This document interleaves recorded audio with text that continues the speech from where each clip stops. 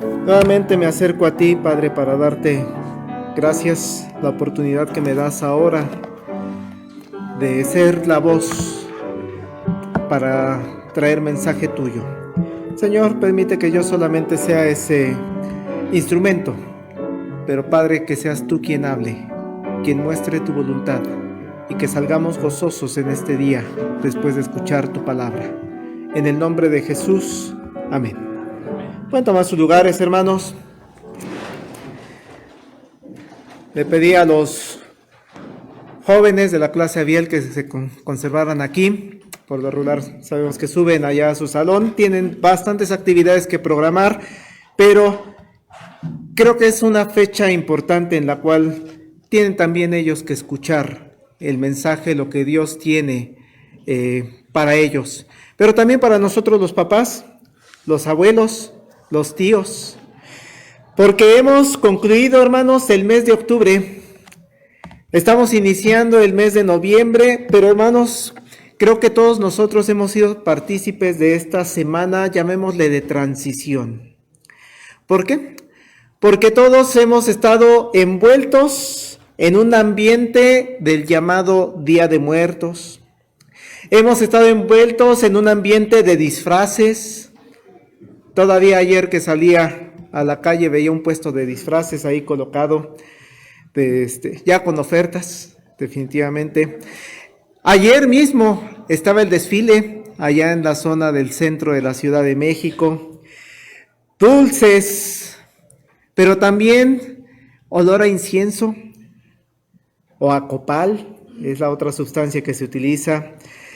También nos hemos rodeado, hermanos, visitábamos el mercado de plantas en la semana y se veía todo amarillo, flores de cempasúchil. Ya va a cambiar a rojo ahora, con las de Nochebuena. Y claro, hermanos, pues ya gracias a Dios, o bueno, ya no es tan específico el pan de muerto para estas fechas. Al menos en la panadería de la vuelta de la casa, todo el año tienen pan de muerto, todo el año. Además, hermanos, en esta semana, todo este ambiente alrededor del Día de Muertos, a algunos de nosotros, oficinistas, algunos de nosotros, profesores, educandos, nos dieron el día de descanso. Descansamos el día 2, aunque no es día oficial, no es día legal, como parte de las condiciones de trabajo. Es una prestación, es un acuerdo que se da entre las autoridades y nos dan el día 2 como puente.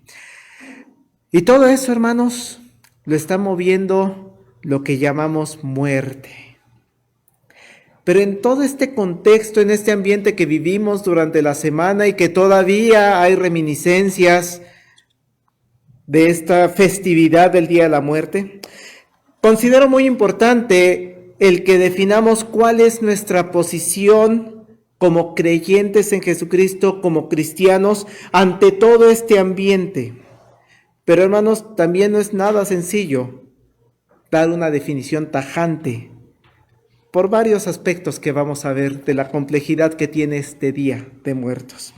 Pero quiero, antes de abordar el tema de la muerte y del Día de Muertos, quiero comenzar con una serie de eventos que vamos a estar estudiando durante el mes. Eventos le hemos llamado extraordinarios, asombrosos, que hace el Señor Jesucristo, que podemos llamar incluso milagrosos, y que hoy vamos a abordar el primero de ellos. Un pasaje que el apóstol Juan, el escritor, nos describe. Es de llamar la atención que es el único que menciona este pasaje. Los otros apóstoles, los otros evangelios, Mateo, Marcos, Lucas, no mencionan, no hacen énfasis de este evento tan portentoso del Señor Jesucristo. Pero para Juan sí es muy importante y nos deja mucha enseñanza para la iglesia actual. Hay grandes definiciones en este pasaje, hermanos, de Juan capítulo 11, acerca de lo que creemos como iglesia y como iglesia cristiana. Y todas ellas podemos partir de la idea de que son todas ciertas. ¿Por qué? Porque lo dice la palabra de Dios, la Biblia. Así que quisiera comenzar con el verso 35. Tengan su Biblia abierta, Juan 11, y vamos a partir no del principio del pasaje, sino vamos a partir del verso 35, que es uno de los versículos que más llama la atención porque es de los que más cortos quedan cuando se hace al español, ¿no? Unas cuantas letras. Pero ¿qué dice, hermanos? Así de sencillo. Jesús lloró. Pero el hecho, hermanos, de ver llorar a Jesús nos refleja muchísima información acerca de lo que creemos sobre Jesucristo. Por ejemplo, en una primera instancia, el saber que Jesús lloró nos está mostrando la humanidad de Jesús. Jesús, sabemos que es totalmente Dios, pero hermanos, Jesús también es totalmente hombre, en el sentido de humanidad. Y es ahí donde podemos entonces ver que Jesús tiene sentimientos. Jesús, por eso somos cristianos, porque creemos en Cristo, en Jesús. Por eso tenemos que enfocarnos mucho en Él. Resulta que Jesús, podemos ir viendo a lo largo de la Escritura, que siente cariño, pero también siente momentos de tristeza. Y se entristece por lo que va aconteciendo alrededor de Él. Todo lo que pasa tiene también impacto en el mismo Señor Jesucristo. Y le ha impactado este evento de tal manera que le generó que soltara lágrimas. No por el sufrimiento, por ejemplo, allá en el huerto donde sus lágrimas eran prácticamente de sangre. No, aquí son lágrimas diferentes. Son lágrimas de tristeza por lo que ha acontecido alrededor de él. ¿Por qué lloró Jesús, hermanos? Si leemos el pasaje completo vamos a ver que es todo un contexto de situaciones que va viendo Jesús que lo llevan a las lágrimas. Primero, Jesús se enteró que su amigo, alguien a quien él le tenía mucho aprecio, está pasando por una enfermedad. Vean versículos 1 al 3 de Juan 11. Estaba entonces enfermo uno llamado Lázaro de Betania, la aldea de María y de Marta, su hermana. María, cuyo hermano Lázaro estaba enfermo, fue la que ungió al Señor con perfume y le enjugó los pies con sus cabellos. Enviaron pues las hermanas para decir a Jesús: Señor, he aquí el que amas está enfermo. Su amigo, un amigo entrañable. Qué bonito es, ¿no, hermanos? De repente platicamos en la reunión de oración con una hermana que se reúne con nosotros desde Campeche, ¿verdad, Elías? Tu mami. Y le decíamos: hermana, pues un día vamos a ir para allá. Véngase, aquí tiene dónde llegar. Abren las puertas, ¿no? Ese es el caso de Lázaro. Jesús sabemos que andaba visitando muchos lugares, pero tenía un lugar al cual llegar. Al cual, sin hablar por teléfono, todavía no era tiempo de eso, pero podía llegar tranquilamente. Oye, Lázaro, voy para allá. ¿Me abres las puertas de tu casa? Y Lázaro lo recibía con gusto. Tenía un lugar donde tenía amigos que le abrían la puerta y podía entrar a pasar la noche, a pasar los días con ellos. Señor, he aquí el que amas está enfermo. Y ocurrió lo que a muchos de nosotros nos duele cuando recibimos este tipo de noticias. Alguien está enfermo, pensamos en él y al poco tiempo nos llega la noticia: ya murió. Verso 17, hermanos. Vino pues Jesús y halló que hacía ya 4 días que Lázaro estaba en el sepulcro. Muchos de nosotros vivimos eso, ¿no? No alcancé a despedirme. No alcancé sus momentos finales de la persona que amo. Jesús no alcanzó los momentos finales. Dice aquí el escritor, 4 días habían pasado de que Lázaro estaba en el sepulcro. Murió, lo sepultaron y Jesús es el contexto en el que llega. Es de resaltar también, hermanos, en la descripción que nos está dando el apóstol Juan acerca de la condición en la que se encuentra Lázaro, o más bien la condición en la que se encuentra el cuerpo de Lázaro. Hermanos, ya han pasado 4 días de la muerte. Ya ha sido depositado en el sepulcro. Y además, vean la descripción del verso 39. Dijo Jesús: quitad la piedra. María, la hermana del que había muerto, le dijo: Señor, hiede ya, porque es de 4 días. Ya huele feo. No he tenido yo la oportunidad, la verdad es que no quisiera tenerla, de oler a un cadáver.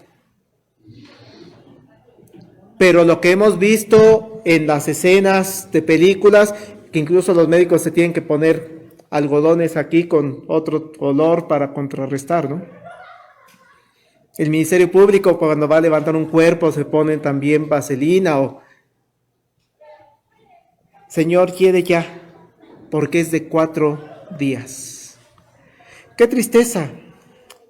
Hermanos, no hay la menor duda de que Lázaro está muerto. Y por eso lo deja en claro el apóstol Juan. Lázaro está muerto. No es que tal vez estaba dormido, lleva 4 días. Y prueba de que está muerto, huele feo, hiede. Imagínense esto en Jesús, que es totalmente hombre, que tiene humanidad. Pero Jesús no solo siente entonces ahora la tristeza del dolor de perder a su amigo, sino que también Jesús ahora es testigo del dolor emocional que hay alrededor de la muerte de Lázaro. Regresamos para ver este contexto alrededor de la muerte de Lázaro. Verso 5, hermanos.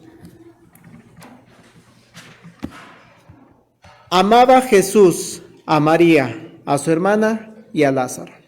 Es decir, no nada más amaba a Lázaro, quería a toda la familia, a María y a Marta, aunque le dice ahí el nombre de hermana nada más, a Marta, a las dos las quería mucho. ¿Y qué pasa en el verso 21? Marta dijo a Jesús: Señor, si hubieses estado aquí, mi hermano no habría muerto. ¡Ah! ¡Qué frase tan fuerte para Jesús! No se la hace en señal de reclamo. ¿Por qué no te apuraste? No. Se la hace en ese sentido de: tú eres diferente. Contigo hubiera pasado otra cosa. ¿Por qué no estuviste aquí cuando Lázaro murió? Eso lo recibe Jesús de impacto. Verso 31 y 32. Entonces los judíos que estaban en casa con ella y la consolaban, cuando vieron que María se había levantado de prisa y había salido, la siguieron diciendo: va al sepulcro a llorar allí.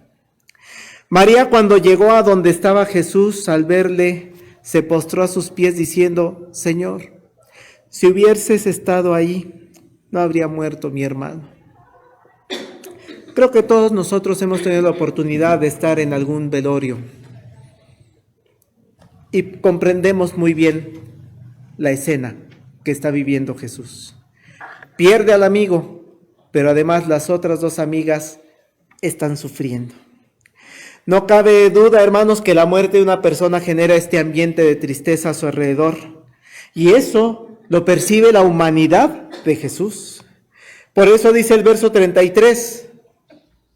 Jesús entonces, al verla llorando y a los judíos que la acompañaban también llorando, se estremeció en espíritu y se conmovió. Qué hermosa descripción hace Juan de la humanidad de Jesús.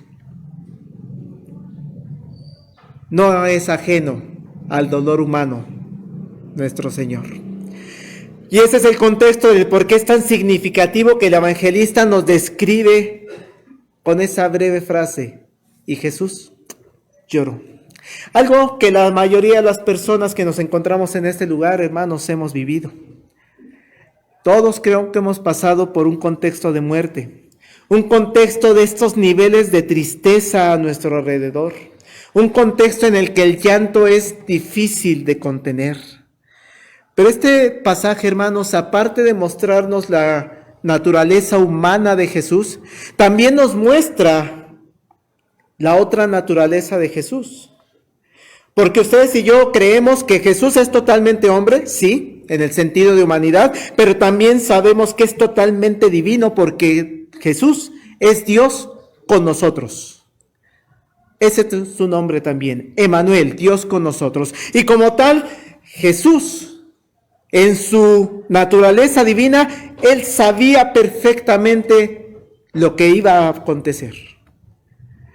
Él sabía perfectamente lo que a Él le correspondía hacer y los resultados y consecuencias que ese acto va a tener. Verso 4. Oyendo Jesús dijo: esta enfermedad no es para muerte, sino para la gloria de Dios, para que el Hijo de Dios sea glorificado por ella. Podríamos decir en ese momento: ¿te falló Jesús? Pues sí se murió. Tú dijiste, esta enfermedad no es para muerte, sino para la gloria de Dios. Y resulta que sí se murió. Eso lo dijo cuando le avisaron que estaba enfermo. Porque Jesús, en su naturaleza divina, sabe perfectamente que Lázaro va a morir. Y por eso hace esta frase: no es para muerte. Alrededor de la muerte de Lázaro se va a ver la gloria de Dios. Alrededor de la muerte de Lázaro, el Hijo de Dios va a ser glorificado por esa muerte. Tengan paciencia, tengan paciencia. Versículo 11, hermanos. Dicho esto, les dijo después: nuestro amigo Lázaro duerme. Me voy para despertarle. Jesús ya sabía. Pero lleva 4 días muerto, 4 días dormido. No, es que ¿cómo? Si ya huele feo. Está dormido. ¿Cómo habrán tomado a Jesús, no? Hay cosas que tal vez en ese preciso momento la gente que lo escuchaba, no te entiendo.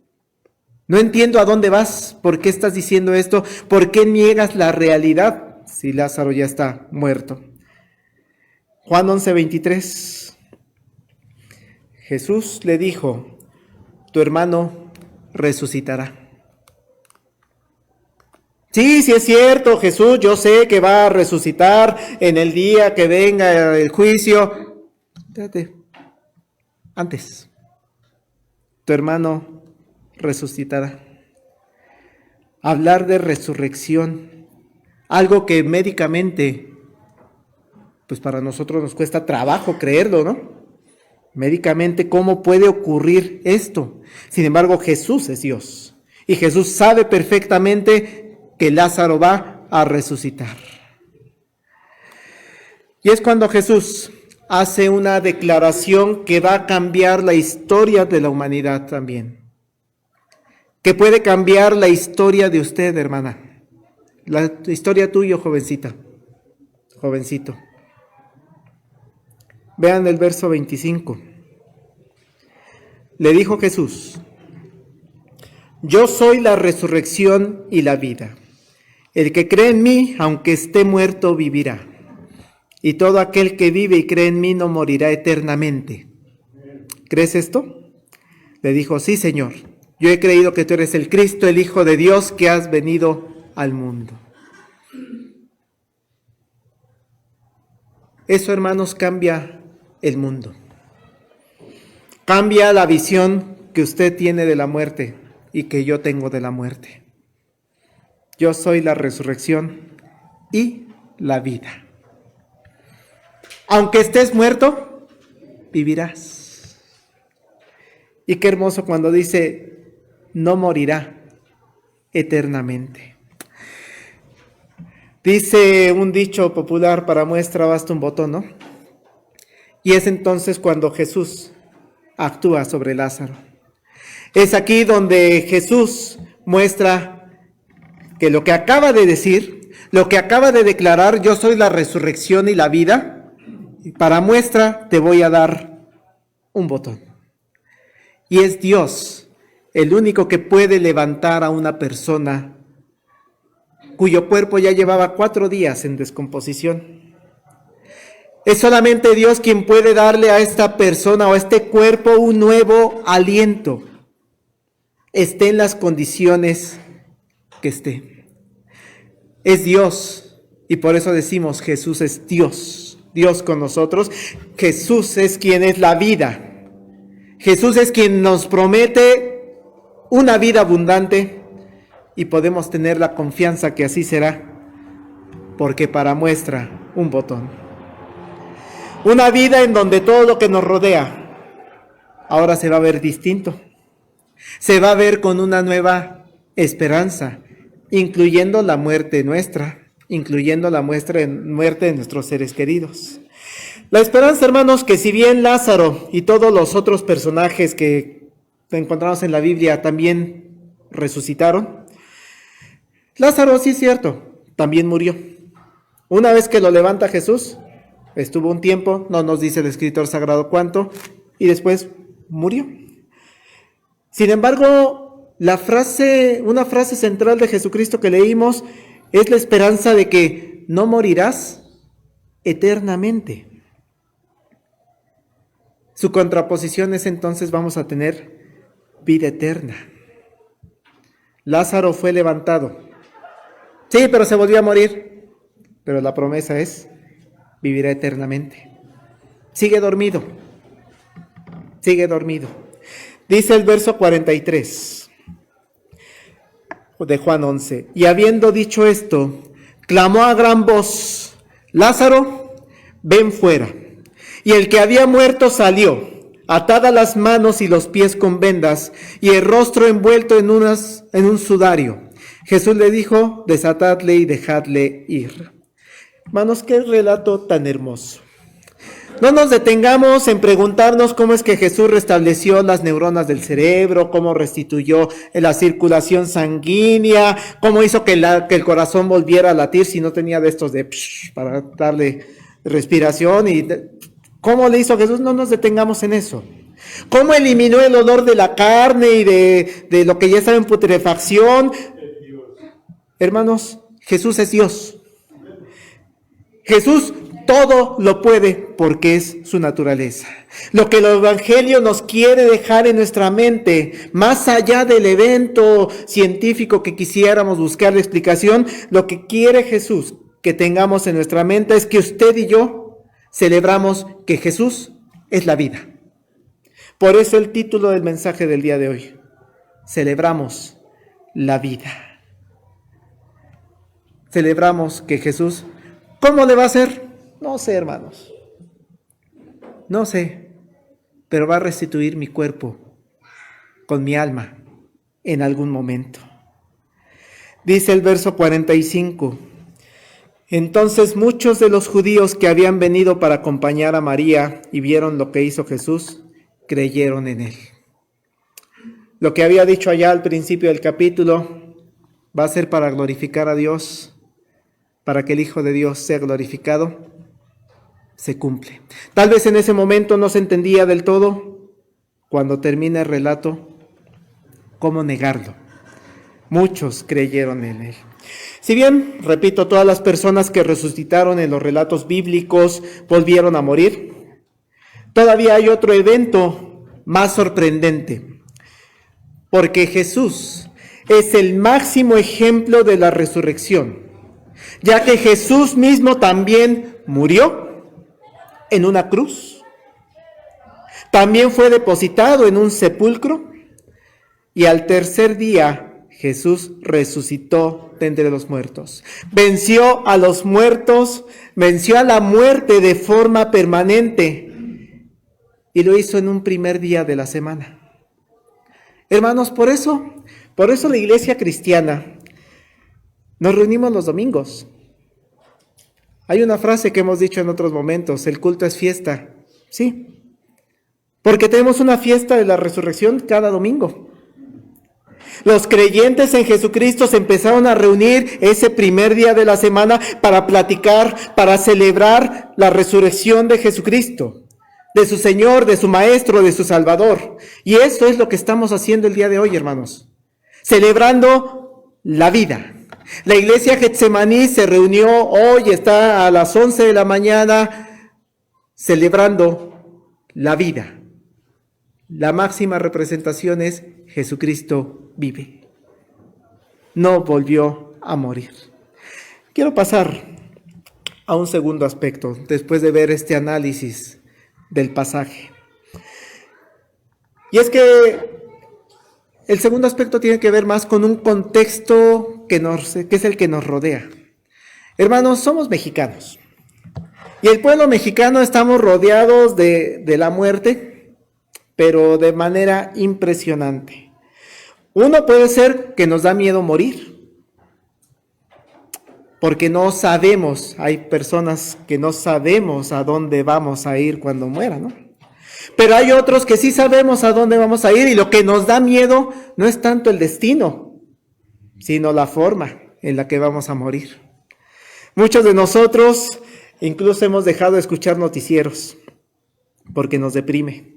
Híjole, se llenan de personas desaparecidas. Es que en este sexenio es en el que más periodistas, ya no voy a ser periodista, ¿no? Es en el que más esto, da miedo. Tantos feminicidios, tantas personas desaparecidas. Los 43 estudiantes de Ayotzinapa, ¿cómo fueron muertos? Noticias de muerte. Y también nos vamos enterando ya en nuestro círculo personal de muertes que van falleciendo, tal o cual personaje, de nuestros amigos, de nuestros conocidos. Nos enteramos que hay personas que están pasando por enfermedad y nos preocupa que esa enfermedad sea mortal, porque hay algunas cuya enfermedad es terminal. O de repente también hemos escuchado, ¿no?, que nos despedimos ese día de una persona y el otro día tuvo un accidente. La muerte, hermanos, nos rodea. Y como pueblo, no es raro que vivamos con un temor a la muerte. No a veces al lugar, sino a la forma. Sin embargo, en esta semana ha sido también muy patente una visión de la muerte que tenemos también como pueblo, porque nos rodeamos ante un tema tan triste, tan difícil, que genera muchas emociones en nuestro ser. Mejor como pueblo lo hacemos un poquito más festivo. Y nos rodeamos del color amarillo de las flores, nos rodeamos de olores, del incienso, del copal. A nuestro alrededor empezamos a ver personas disfrazadas, ¿sí?, muy divertido, de múltiples personajes, pidiendo calaverita, van a las puertas y tocan, y los negocios ya compran sus dulces y reciben a los niños, a las niñas. Hasta procuramos, muchos de nosotros, ir a ver las expresiones artísticas que hay alrededor de la muerte, las llamadas ofrendas, y vamos al Zócalo, y en CU hubo también exposición de ofrendas. Sin embargo, hermanos, es importante reconocer que hay muchas cosas revueltas en todo esto, hermanos. La información que nos llega es muy variada y ha generado en nuestra mente y hasta en nuestro espíritu perdernos ante tantas actividades. Al final de cuentas, hermanos, ¿qué celebramos como pueblo mexicano? Al final de cuentas, ¿qué es el Día de Muertos? Es que miren, por un lado nos dice, por ejemplo, la Secretaría de Educación Pública, es lo que promovió desde hace ya algunos años, que en realidad el Día de Muertos es una festividad de origen prehispánico, y por ser de origen prehispánico hay que conservarla, hay que buscar mantenerla, protegerla ante las ideas extranjeras que van llegando. Efectivamente, hermanos, sí hay un contexto prehispánico, porque en los pueblos azteca, mexica, hace 500 años, 600 años, había una serie de ceremonias alrededor de lo que los aztecas creían sobre los muertos.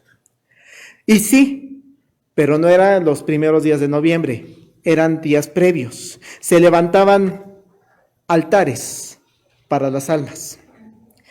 Aunque algunos estudiosos dicen que en estas ceremonias prehispánicas no significaban esos altares que venían las almas de regreso, No había esa posibilidad. Era para recordar a los muertos. El alma que llegaba a llegar, llegaba nuevamente en forma de mariposa, por ejemplo. ¿Sí? En algunas regiones se cree eso. Ideas prehispánicas. Pero, de todas maneras, le ofrecían a los muertos flores y olores. Olores, el incienso, bueno, el copal principalmente que era en esa época. Entonces sí hay un contexto prehispánico en el Día de Muertos. Pero por otro lado, llega el concepto de la muerte judeocristiano. Recordemos que los judíos lo que creían sobre la muerte es que solamente había un lugar donde se iban todas las almas, que en el Antiguo Testamento se conoce como el Seol. Ahí estaban todas las almas. Es en el contexto cristiano, por eso le llamo judeo-cristiano, donde ya ese lugar de los muertos, el Seol, ahora se va a dividir en dos, en el cielo y en el infierno. Pero además, conforme van pasando los siglos, van surgiendo nuevos lugares de las almas, que ya no son bíblicos. Surge la idea del purgatorio, surge la idea del limbo. Y entonces esa cultura judeocristiana de 1520 llega al país, se encuentra con ideas prehispánicas y se amalgaman. Se empieza a hacer ya una confusión de ideas. Hay otra festividad aquí inmersa, hermanos. La idea cristiana, muy antigua, antes de que se definiera Iglesia Católica, es una iglesia muy primitiva, en la que se instaura un día para recordar a aquellas personas que han muerto por predicar el Evangelio de Jesucristo, es decir, a los mártires. Por eso van a encontrar ustedes escritos, hermanos, en las redes sociales, donde dice, el Día de Muertos tiene origen cristiano, porque efectivamente había un periodo, un día en el que se recordaba a todas aquellas personas que han sido muertas, torturadas por predicar el Evangelio. Esa es la iglesia primitiva. Después eso fue cambiando y se convirtió, ahora vamos a celebrar no a los mártires, o a recordar, no a los mártires, vamos a celebrar a los santos. Dice, son 7,000 santos, más o menos lo que se cuenta al día de hoy. Y hay muchos santos que no tienen su día. Y entonces lo que se hace es, vamos a darles el día de todos los santos. Todos los que no tienen un día en particular, todos los santos.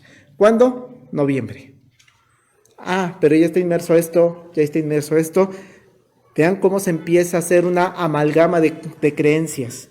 Sumémosle, el cristianismo medieval tiene contacto con otras culturas, entre ellos la cultura celta. Y los celtas sí creían que había un día en que las almas regresaban del lugar de los muertos. Pero además convivían con los familiares. Pero resulta que también venían con esas almas de nuestros seres queridos, venían demonios, seres malignos, espirituales, que empezaban a perseguir a las personas. Y entonces, ¿qué es lo que tenían que hacer las personas para que no los persiguieran? Disfrazarse. No me reconoces, no sabes que soy yo. Entonces empieza ya a haber esa idea de disfrázate. Y es también incluso en esa época medieval donde surge la idea, una leyenda, que si ustedes la buscan la van a encontrar como la de Jack el Tacaño, quien es toda una historia que no tiene acceso al cielo, no tiene acceso al infierno. Cuando lo corren del infierno, él lleva un nabo que es como una papa, entiendo, y el demonio le avienta un pedazo de carbón encendido, cae en el nabo y entonces lleva un nabo con una luz encendida en el centro. Ese nabo después evolucionó a una calabaza. ¿Sí? Y esas ideas, hermanos, empiezan a llegar a Estados Unidos y de Estados Unidos empiezan a llegar al país. Siglo XX. Llegan todas estas ideas y se forman las propias ideas de la muerte, con las expresiones de arte de nuestros artistas. Por ejemplo, Posadas, ¿no? Que hace una burla de cierto nivel económico a través de la Catrina. Y se vuelve muy emblemática alrededor de la muerte de la Catrina. Y incluso, hermanos, en este recorrido histórico, hace no sé cuántos años, menos de 10 le calculo, llega una empresa de cine y dice, préstame el Zócalo para hacer un desfile, una escena de un desfile. Tuvo tanto impacto, hermanos, que hoy ya es una tradición que se suma a todas estas creencias. Y entonces yo les preguntaría, hermanos, ¿qué celebramos el 31 de octubre, el 1 y el 2 de noviembre? ¿Lo prehispánico? ¿Lo medieval? ¿Lo celta? ¿Los mártires? ¿El desfile de James Bond? Pues es un revoltijo. Esa es la dificultad que tenemos como iglesia, porque nos vamos a encontrar en un medio en donde hay personas que incluso dentro de la iglesia cristiana lo que van a decir es, pastor, yo lo que estoy defendiendo es la tradición prehispánica. No, pastor, yo lo que estoy defendiendo solamente es recordar a mis muertos. No, pastor, yo lo que estoy defendiendo es que el niño quiere disfrazarse de otro personaje, nada más y que le den dulces, es lo único que quiero. Por eso, incluso, es un día en que es muy difícil, hermanos, no sé si a ustedes les pase, a mí en lo personal me pasa, evitar pensar en mis seres queridos que fallecieron. He escuchado, ¿no? Ay, pues piensa otro día, pon la fotografía o visita el panteón otro día, ¿no? ¿Por qué el 1 y 2 de muerte? Sí, tienes razón. Pero es que es como si me pidieras que celebrara Navidad en julio. Sí, el ambiente no me lleva a sentir Navidad. El 1 y 2 de noviembre me lleva a pensar en mis abuelas, en mi abuelo. Sí. ¿Qué creemos como iglesia? Paso a un último punto. Una serie de sugerencias y comentarios acerca de estas festividades. Lo primero que quiero decirles, hermanos, es que usted y yo debemos tener muy en claro, jovencita que estás aquí, jovencito que estás aquí, debes tener muy en claro que los creyentes cristianos lo que celebramos es la vida. Ese es nuestro centro de la celebración, la vida. Debemos tener muy en claro que cada domingo venimos al templo a celebrar a Jesucristo porque resucitó y porque venció a la muerte. Porque celebramos a aquel que es la resurrección y la vida. Porque celebramos a aquel quien nos libra de la muerte y la muerte eterna. Como creyentes no celebramos la muerte, celebramos la vida y la vida eterna. De ahí, algo más que podemos hacer, que meditaba y decía, bueno, ¿qué podemos hacer como iglesia? Y algo que he leído en las redes sociales, en otras partes, pues también es válido. Me encierro en mi casa esos días. Encierro a mis hijos, me encierro yo. No mando a mis hijos a la escuela. Sí, también eso es totalmente válido. No tener el contacto con cualquiera de esas creencias ajenas, no sé cuál de todas, ¿verdad? O sea, hay muchas, pero no tener el contacto con esas creencias ajenas. Está bien, es más, no vayamos a la oficina. Sí lo podemos hacer. Pero si no lo podemos evitar, al final de cuentas, el 1 de noviembre yo tengo que estar en la oficina. El 31 de octubre yo tengo que estar en la oficina. El maestro tiene que ir a trabajar. Si no, nos descuentan. ¿No? ¿Qué otra cosa entonces podríamos hacer? Si no me puedo yo abstraer, encerrar en una burbuja. Partamos de Juan 17:15. En la oración de Getsemaní. Una frase hermosa de Jesucristo.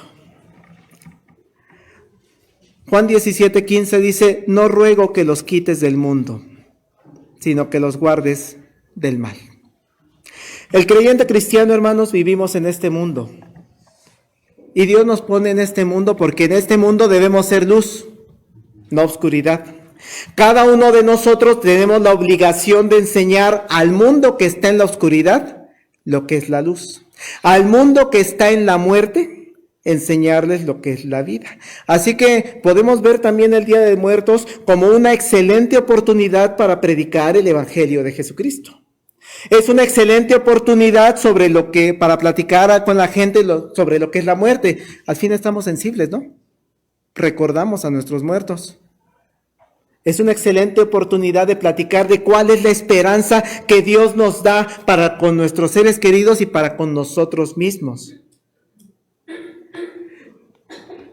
También reconozco, hermanos, que el contexto no es nada sencillo para nosotros como creyentes. Porque de repente nos queremos también poner así, ¿no? Predicar a todo el mundo y entonces llega el niño de 5 años a pedir su calaverita y le damos un folleto. No, le damos el Nuevo Testamento al niño. Y entonces veía una imagen en el Facebook que decía: estimados adultos, a los niños les gusta Halloween solo por la idea de disfrazarse y pedir dulces. Cuando salgan a la calle a divertirse, porque eso es lo que hacen, no les des sermones, simplemente ofrézcanles dulces con una gran sonrisa. Recuerda, son niños. Lo ponía una mamá de una niña recién nacida y un niño como de 5 o 6 años. Suena muy bonito. Y tal vez sí lo es, hermanos. Sin embargo, es mi obligación como pastor recordarles que aún los pequeños, cuando ya tienen comprensión, sí se les puede dar sermones. Sí. Y estas palabras que yo te mando hoy estarán sobre tu corazón y las repetirás a tus hijos y hablarás de ellas estando en tu casa y andando por el camino y al acostarte. Y cuando te levantes, y las atarás como una señal en tu mano y estarán como frontales en tus ojos y las escribirás en los postes de tu casa y en tus puertas.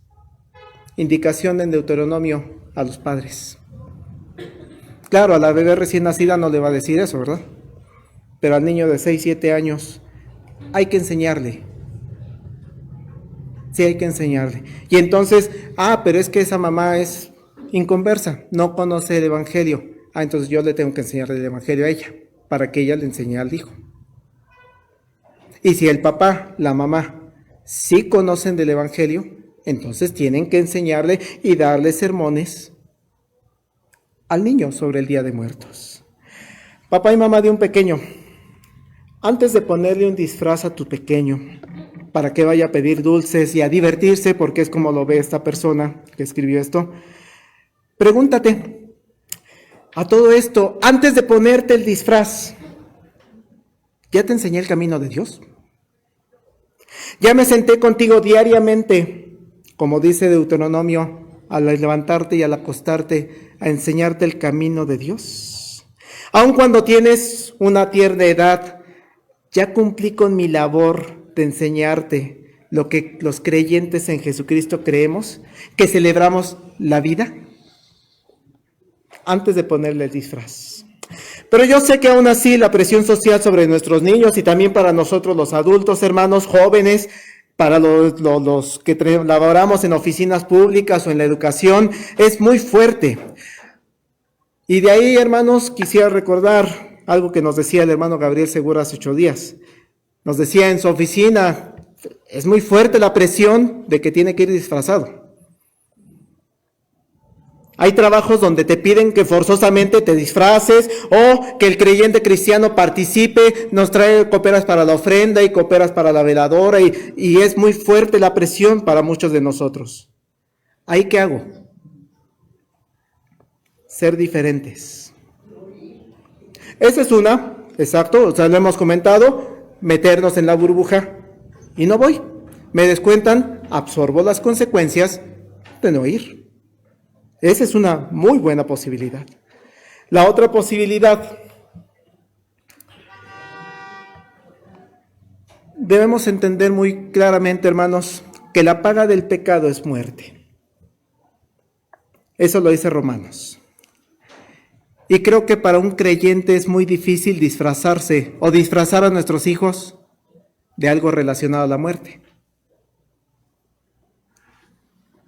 En verdad, hermano, quiero que mi hijo o mi hija vayan luciendo algo relacionado a la muerte, una calaca, un zombie, un muerto viviente.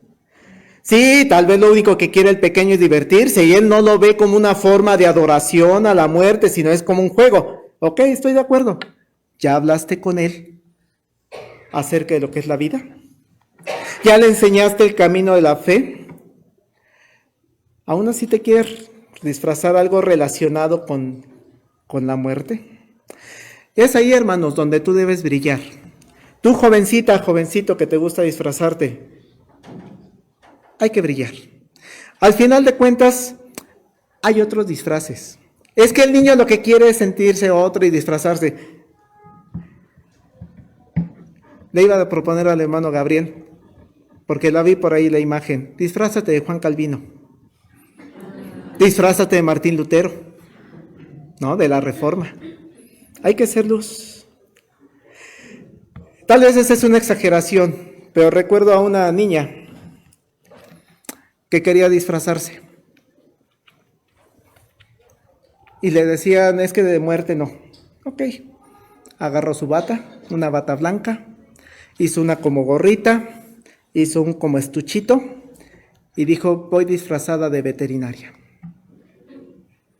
Nada de la muerte. Lo único que quiere es irse disfrazada, pues se disfrazó de veterinaria. Está Spider-Man, están otros superhéroes, ¿no? Como último comentario, hermanos, quiero recordarles lo que acontecía en la iglesia de Corinto. 1 Corintios 8:3 dice, pero si alguno ama a Dios, es conocido por él. Ábranlo, por favor. 1 Corintios 8:3, son algunos versículos de ahí. 1 Corintios 8:3. Pero si alguno ama a Dios, es conocido por él. Hermano, si eres cristiano, Dios te conoce perfectamente, así lo dice la Escritura. Dios sabe de tu fe, sabe de cuáles son tus creencias, sabe cuáles son tus convicciones, sabe cuáles son tus puntos débiles. Dios te conoce. Si alguno ama a Dios, es conocido por él. Ten esa confianza que nos da el apóstol Pablo en Corinto. Dice el verso 8, si bien la vianda no nos hace más aceptos ante Dios, pues ni porque comamos seremos más, ni porque no comamos seremos menos. Esto lo menciono, hermanos, porque hay a quienes les gusta comer pan de muerto. No comas pan de muerto. Oye, a quien le gusta ir a ver las expresiones artísticas o culturales que se dan en esas fechas. Ir a visitar las ofrendas como expresión artística de todo este desbarajuste que hay o amalgama que hay. Habrá quien le gusta ir al panteón en ese día. Y claro, podemos ir otro día, pero ya les decía, el contexto te lleva muchas de las veces a eso. Está bien. Dios te conoce. Si alguno ama a Dios, es conocido por él. Dios conoce tu fe, sabe cuáles son tus creencias, tus convicciones, tus puntos débiles, los conoce Dios. Lo que sí, levantar un altar con veladoras porque crees que vienen a visitarte como en la película de Coco, eso ya no es bíblico. Eso ya es introducir ideas extrañas a nuestras creencias cristianas. Pero ante todo, verso 9 y 10, hermanos. Pero mirad que esta libertad vuestra no venga a ser tropezadero para los débiles. Porque si alguno te ve a ti que tiene conocimiento sentado a la mesa en un lugar de ídolos, la conciencia de aquel que es débil no será estimulada a comer de lo sacrificado a los ídolos. Hermana, jovencita, jovencito, hermano que tienes a tu niño, disfrazar de zombie. Ay, no tiene nada de malo. Dios conoce, me conoce. Y no se puede convertir en tropezadero para los que te rodean. Ir al panteón a visitar la tumba de tus seres queridos en Día de Muertos. ¿Puedo ir? Dios conoce mi fe, mi convicción. Adelante. Pero si se convierte en tropezadero, como dice la Escritura, para que otras personas que no conocen la vida duden, abstente de ir. Poner las fotografías de tus seres queridos rodeados de su comida favorita, sin creer que vienen a visitarte, pero nada más poner la ofrenda. Llega el pastor, llegan de visita a la casa del pastor y ven eso. Aunque nada lo puso porque se acordó de su abuelita. Se puede convertir en tropezadero. Entonces mejor no lo pongas. Es muy clara la Biblia, hermanos. Mira que esta libertad vuestra no venga a ser tropezadero para los débiles. Verso 9.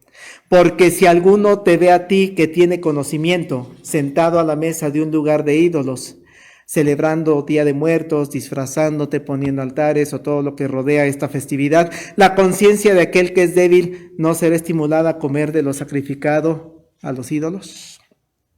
Concluyo. Amada hermana, hermano, jovencito que estás aquí en esta ocasión, como creyente te invito a que tengas muy en claro en tu vida que nosotros, como cristianos, lo que celebramos es la vida. Y debes tener muy en claro que estamos en una lucha contra el pecado, cuya paga es la muerte. Y entonces celebrar la muerte no congenia con nosotros. No puedo unirme a las celebraciones de la muerte. Vengan de la cultura que vengan. Pero puedes pedir a Dios mucha sabiduría para que sepas qué hacer en estos días que no son sencillos. Pídele a Dios, hermana. Pídele a Dios que te permita hacer luz en medio de la oscuridad. Que puedas llevar una vida en abundancia en medio de la muerte, de un contexto de muerte. Y pide sabiduría a Dios para que en días de muertos tú des testimonio de que tú eres algo diferente. Nosotros creemos en Jesús. Nosotros creemos en la resurrección y la vida, y eso es lo que celebramos. Y en Navidad lo vamos a celebrar más, y ahí sí ponemos nuestro arbolito y se pone bien bonito, para la honra y la gloria de Dios, hermano.